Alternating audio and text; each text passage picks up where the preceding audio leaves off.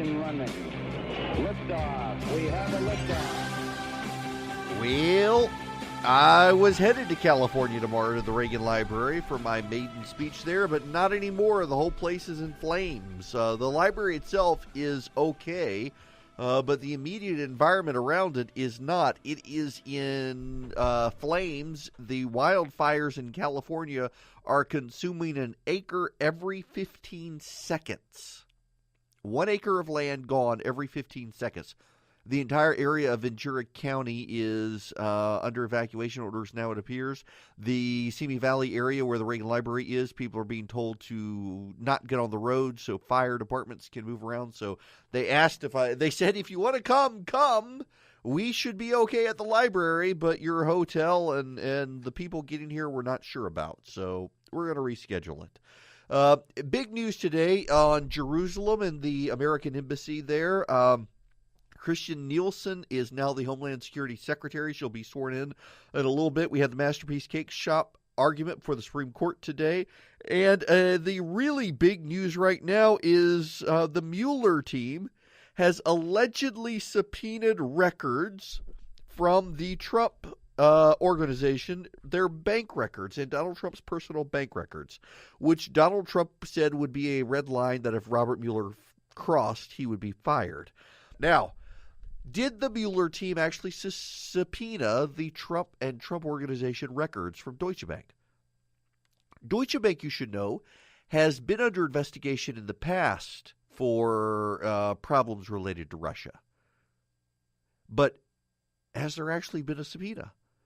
The Trump administration and Jay Sekulow, his lawyer, say, in fact, there hasn't actually been a subpoena, that this has been reporting by the media that isn't true. Here's Sarah Sanders at the White House just a little while ago. Look, I think it's important to note, and hopefully you guys have seen this statement that Jay Sekulow, a member of the president's legal team, has put out within the last hour, that they confirmed that the news reports that the special counsel had subpoenaed financial records relating to the president are completely false. No subpoena has been issued or received.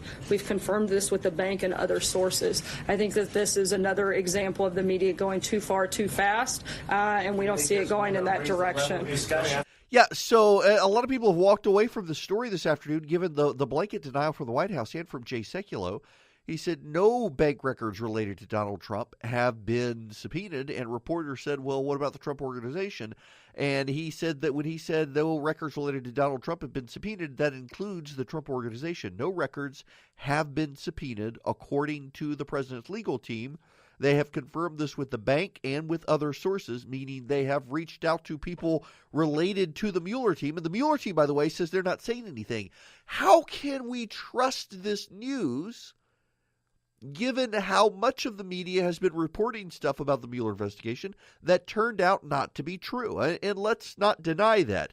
There have been plenty of things reported about the Mueller investigation that turned out not to be true.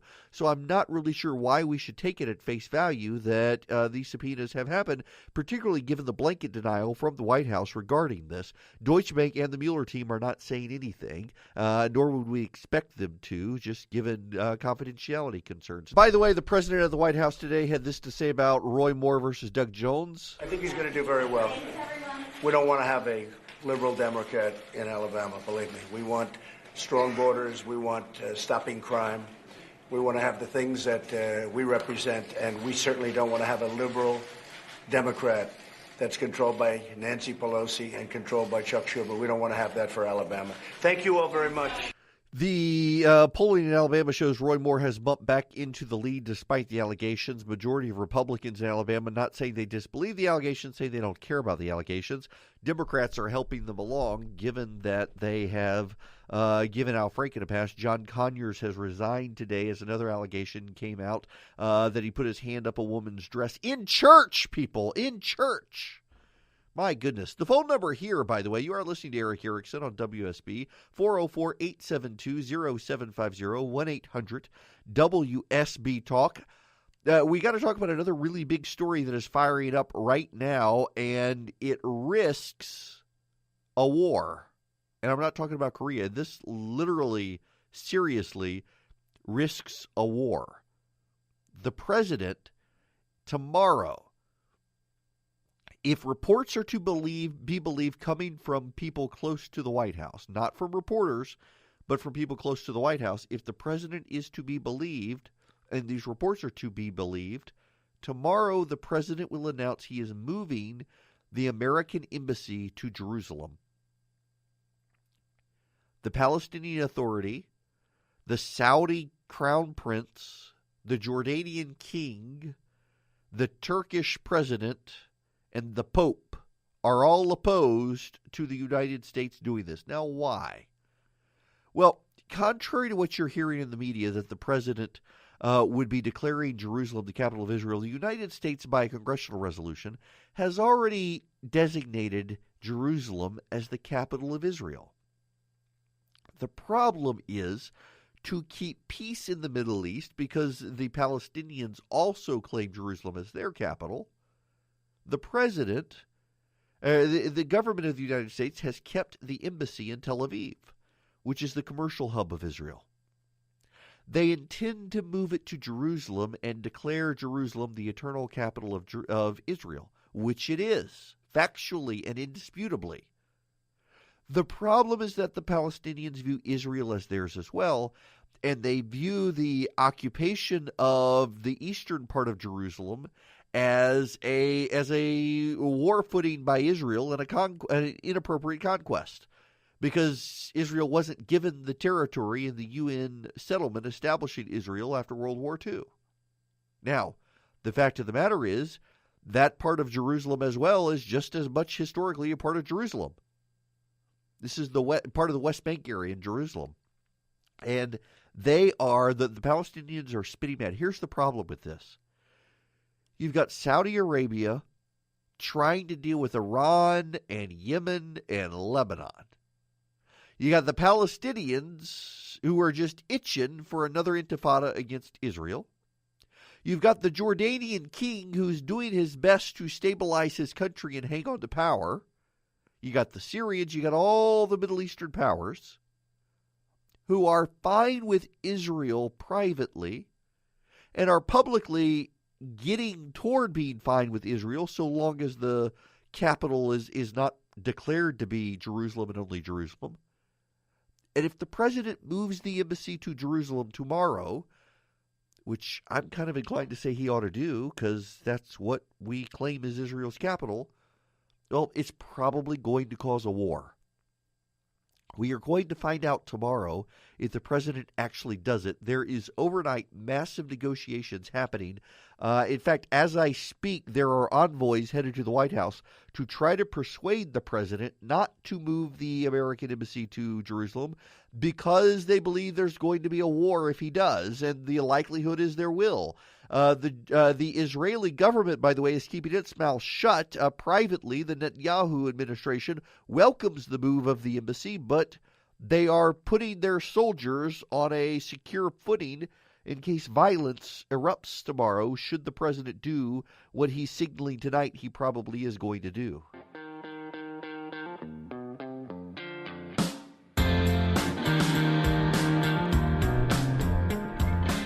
Now, I want to see if I can get this audio for you. This happened yesterday.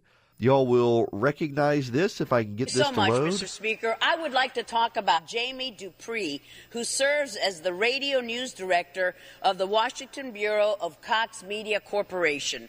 I've had the privilege of knowing Jamie for more than 2 decades. With his professional coverage of both congressional and national politics, Jamie has become a trusted voice for radio listeners in Atlanta as well as in my home state of Florida. However, in the summer of 2016, Jamie, a radio reporter, lost his voice to tongue protrusion dystonia, a neurological condition which can create severe speech, swallowing, and breathing difficulties. This is a rare condition which has no known treatment, and it prevents Jamie's brain from connecting to his mouth and causes his throat to push his tongue out of his mouth when he attempts to speak, squeezing the sound out of his voice. A radio reporter. However, in spite of this severe health problem, Jamie has remained active through Twitter and his news blog. Mr. Speaker, Jamie Dupree is a perfect example of the positive role that devoted and professional journalists play in our free society, and I wish him and his family all the best during this most difficult time. Thank you, Jamie. Godspeed. That was Elena Ross-Layton, member of Congress from South Florida, talking about our own Jamie Dupree yesterday from the floor of the Congress. He has a blog up at WSBRadio.com. You can find it outlining his current condition situation. Keep Jamie in your prayers, and yet he continues to produce brilliant news. Follow him on Twitter and at WSBRadio.com. Just an all-around good guy. And we continue to pray for him. Y'all, tax Armageddon is apparently upon us. That is what Nancy Pelosi is calling the Republican tax plan. It is just outrageous. I'll tell you the state of play on the tax plan when we come back after I go decongest.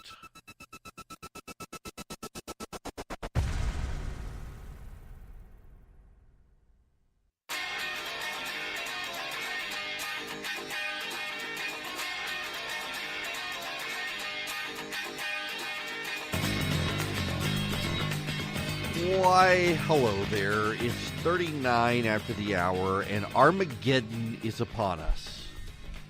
No, I'm not talking about the president's intention to move the embassy to Israel or to Jerusalem, although I will tell you right now that the American military is expecting to see unrest.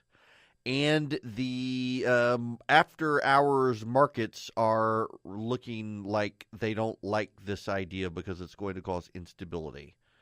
So the president to review if reports are to be confirmed, and these are White House sources, not the media that's gotten everything wrong. White House sources saying the president does intend to keep his campaign promise and announce that the American embassy is moving to Jerusalem. There will be riots in the Middle East, throughout the Middle East. It will be a destabilizing event.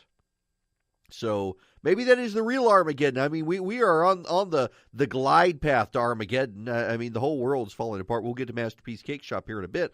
But that's not the Armageddon I'm talking about. No. Nancy Pelosi, bless her heart, she thinks that the Republicans cutting taxes for people is Armageddon. Y'all, we have lost the ability in this country to have a nuanced conversation on policy as both sides are playing to their base. She believes a change in American tax policy is Armageddon.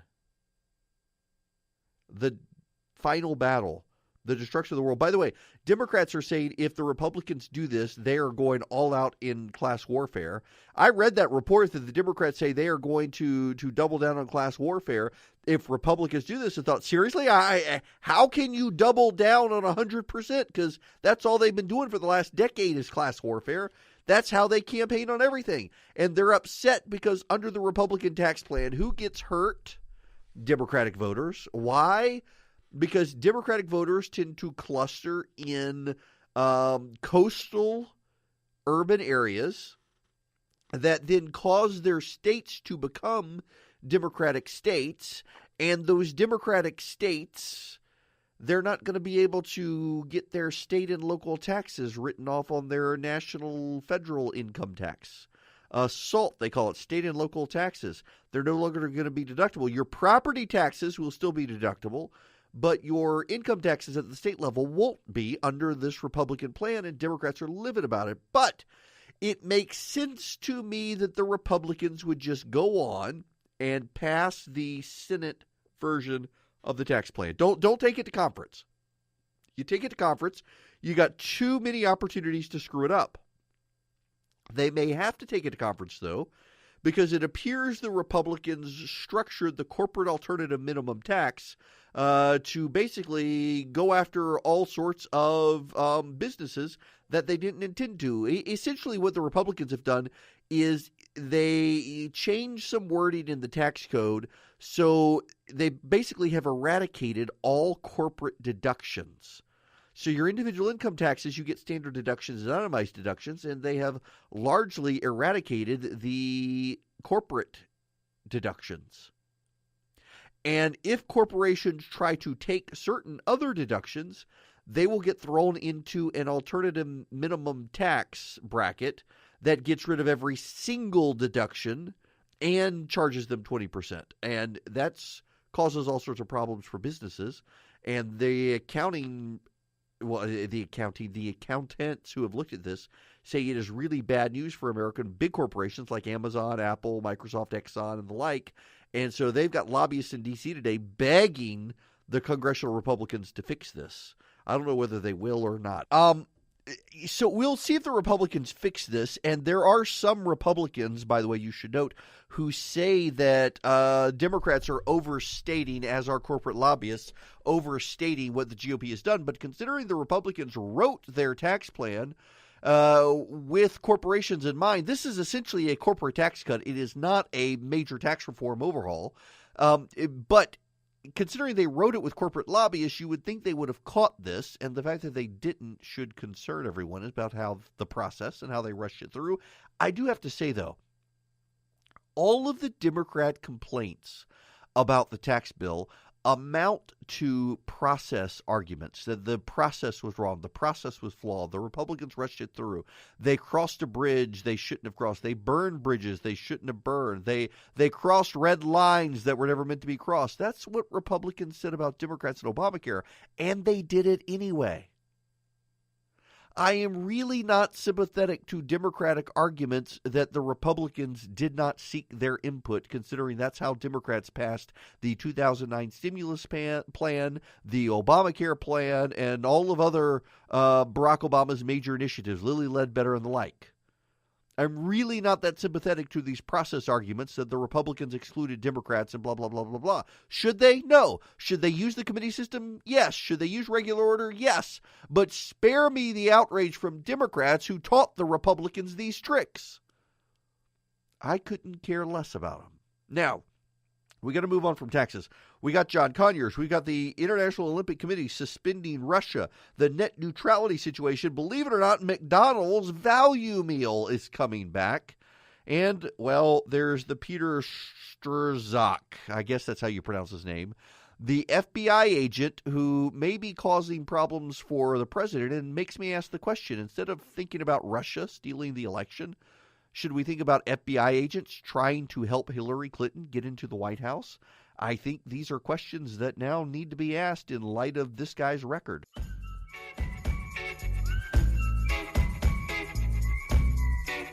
It is 54 after the hour. Erick Erickson here. The phone number, 404-872-0750, 1-800-WSB-TALK.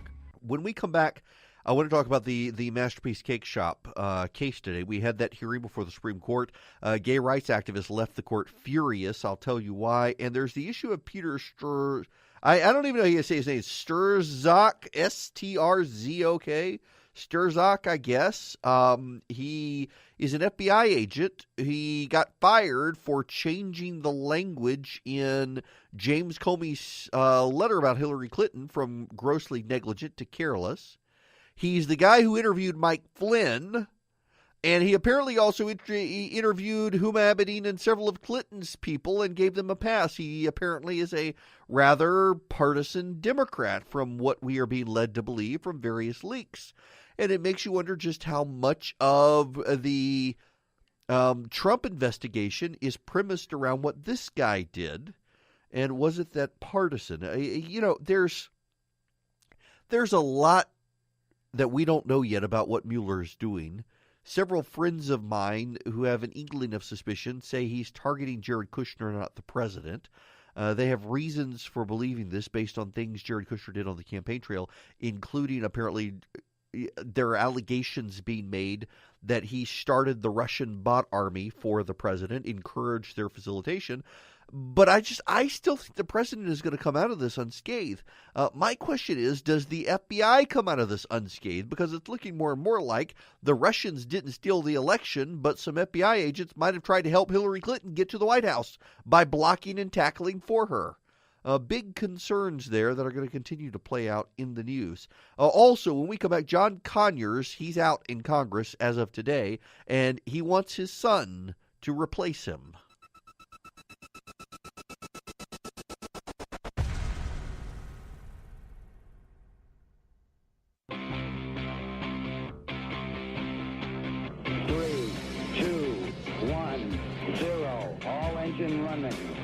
Liftoff. We have a liftoff.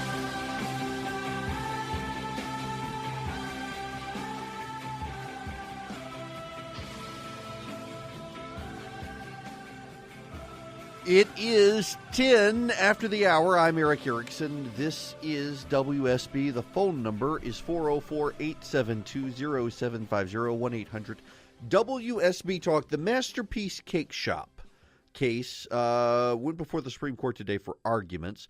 Jack Phillips is the cake baker who bakes elaborately artistic creations, and it's very interesting to see several of the liberal members of the Supreme Court who would see a toilet hanging on the wall of a museum and declare it art because the museum says so, wonder if a cake can actually be art. When I don't know a single person who just goes out and bakes themselves a cake for a wedding, it tends to be the centerpiece at the wedding. It is an artistic creation, objectively so. Go get a cake decorator's book and look at some of the elaborate creations. But that was the hang-up today, is baking a cake, can it be considered art? And if so, what else can be considered art? And is it a bag of worms? And Anthony Kennedy seemed particularly aggrieved, agreeing that the gay couple were made to feel bad by mean old Mr. Jack Phillips. But then Colorado got up to defend its position. Colorado's Civil Rights Commission compared Jack Phillips to Nazis for refusing to bake a custom-designed cake for a gay wedding. He was willing to provide a cake. He wasn't willing to do customizations they wanted.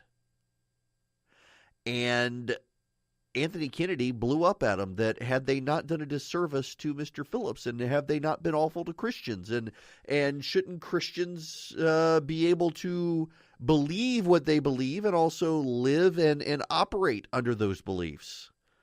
And gay rights activists left the Supreme Court fuming today that Anthony Kennedy was going to side with the conservatives. We will see if Gorsuch is the persuadable master that Republicans have promised him to be, if he will be able to get Anthony Kennedy on his side, because the Chief Justice, Alito, Thomas, and Gorsuch, it is very clear, are with the side of the baker.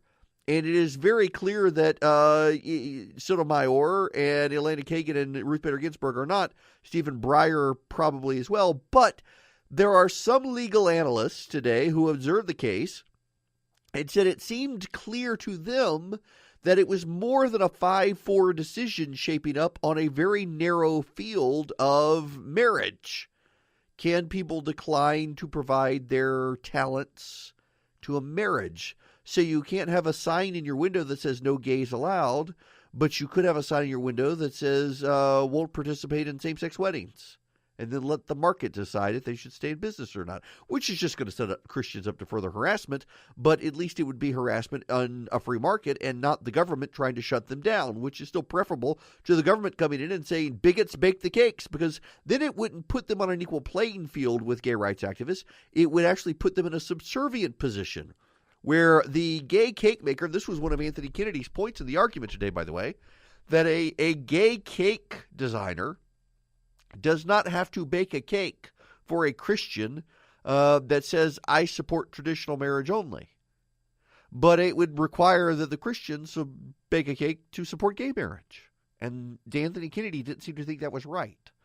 So hopeful signs at the Supreme Court. I would remain a pessimist, though, because this is Anthony Kennedy, and he's not going to do what's right. He's going to do what furthers Anthony Kennedy's own power. So he's probably not going to go well for the Christian, but we will see. Jeff Flake, the senator from Arizona who is outgoing, has written a $100 check to Doug Jones, the candidate for the Senate in Alabama, and is in the memo line for the check. It says country over party. I'm actually kind of surprised that he's only sent it $100. Not really a commitment there to Doug Jones. This is more messaging. So Jeff Flake, he is okay supporting the guy who's okay with killing kids over the guy who's accused of touching kids. That's kind of his position. You could just stay home, Jeff Flake. Stay out of it. But no. He thinks it's country over party. I am increasingly of the opinion that Roy Moore is going to win that race. And there are a couple of reasons I think Roy Moore is going to win the race in Alabama. Now, full disclosure, though, there are a number of pollsters out there who are suggesting that the polls are wrong in Alabama because people don't want to admit they're voting for the Democrat. They would rather, in Alabama, and you could see people in Alabama do this, they would rather say they're voting for the guy who's accused of child molestation than a Democrat. That says everything terrible about the Democratic Party in Alabama. But, here's why I think Roy Moore is going to win. I think he's going to win because of what people in the media call the faster feeler thesis. And I forget the guy's name, somebody feeler, but basically it is the news cycle moves so fast now that people can't keep up. And so if the Roy Moore situation happened a week before the election, it would be persuasive and memorable enough for people to vote against him. But as it has happened months and months before the election, a month before the election technically, it's time has moved on. The narrative has moved on. And what has happened in the narrative? Al Franken has doubled down on staying in the Senate, and Democrats are doing nothing about it. John Conyers, Nancy Pelosi called him an icon and said he didn't need to resign until having to change her narrative. You got the Blake Farenthold guy, the Republican from the House, who it's been discovered was sexually harassing a staffer, and taxpayers paid for the settlement. And you got the Matt Lauer story. There's a story out today that NBC in 2008 had an off-the-record, off-the-books roast of Matt Lauer. It got written about by the Village Voice in New York, and it was 3 hours of awful jokes, racist jokes, sexual jokes, humor where he all but admitted to sleeping with Ann Curry or made jokes about sleeping with Ann Curry and Katie Couric and on and on and on and on and on, and everybody laughing, including Jeff Zucker, the now president of CNN, who says this isn't the man he knew. He was making jokes about Matt Lauer's sexual proclivity and what he did in the office. And the media is protecting itself. The very media that shielded Matt Lauer for so long, that has protected Bernie Sanders and refused to talk about his rape fantasy writings. Have you heard about Bernie Sanders and his rape fantasy writings? I bet you haven't. They don't want to talk about any of that, but they want to talk about Roy Moore. So you got the media protecting itself. You got the Democrats protecting themselves. You got the narrative moving on. I mean, people are looking at this and they're saying it's all opportunistic. Why should we believe any of it? And why should we refuse to vote for this guy who's going to stand with our values when the Democrats are protecting their own, the media is protecting their own? Why can't we protect our own? Whether it's right or wrong, I mean, you at least should understand why they're doing it. It is 25 after the hour. I won't be here tomorrow because now that I'm not going to Los Angeles, if you didn't tune in earlier, I was supposed to go speak at the Reagan Library tomorrow, my maiden speech to the Reagan Foundation, and the whole area is an inferno. An acre every 15 seconds is being consumed by a wildfire blown by the Santa Ana winds. The Reagan Library folks have told me the library is in no danger. It is landscaped in such a way that the fire is not going to cause it trouble, but the area around it is up in flames. Westworld, the popular HBO series, has had to suspend production because of the fires. SWAT, the new CBS show, has had to suspend production because of the fires, and they have had to suspend all activities at the Reagan Library until further notice because of the fires. So I will not be going to LA, but that doesn't mean I'm coming to work tomorrow.